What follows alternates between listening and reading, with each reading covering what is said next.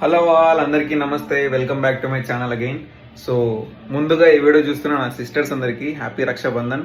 నేను కూడా మా ఇంటికి వచ్చేసిన గుత్తికి రాఖీ కట్టించుకోవడానికి. పొద్దున్నే ఎర్లీ మార్నింగ్ 7 o'clock నేను దివ్యాక దగ్గర రాఖీ కట్టించుకొని బెంగళూరు నుండి గుత్తికి వచ్చేసిన. కడప నుంచి నా సిస్టర్ వచ్చింది, తర్వాత గుత్తిలో ఉన్న మా సిస్టరు, ఇద్దరు కలిసి రాఖీ కట్టినారు. ఏదో నేను మామూలుగా రాఖీ కట్టాలంటే సిస్టర్సే అన్న దగ్గరికి పరిగెత్తుకుంటూ పోయి రాఖీ కట్టించినట్టు అప్పుడు మా అమ్మ వాళ్ళ కాలంలో. కానీ ఇప్పుడు అట్లా లేదు, అంత రివర్స్ అయిపోయింది. ఎంత చెప్పినా రక్షాబంధన్ బిజినెస్ రక్షాబంధన్దే. సో ఎలాగో ఇంటికి వచ్చినాం కదా, తర్వాత సిస్టర్స్ కూడా ఇంటికి వచ్చినారు, మా అమ్మ కూడా ఇక్కడే ఉంది. ఈ రోజు డిన్నర్ ఏం చేయట్లేదు మా ఇంట్లో, అందరం కలిసి బయట తిందామని ఫిక్స్ అయినాం.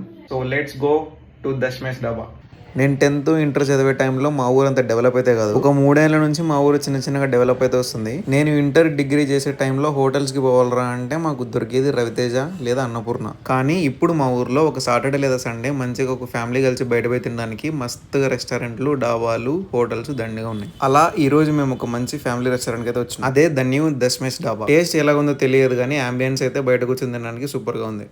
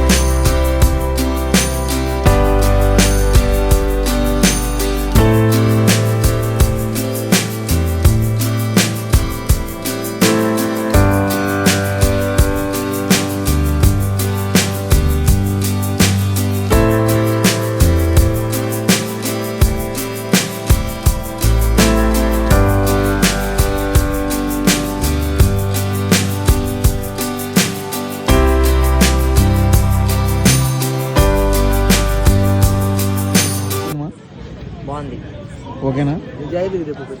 ఫెంటాస్టిక్. Okay okay. నెక్స్ట్ వచ్చేసి మీరు ఓకే ఓకే యావరేజ్.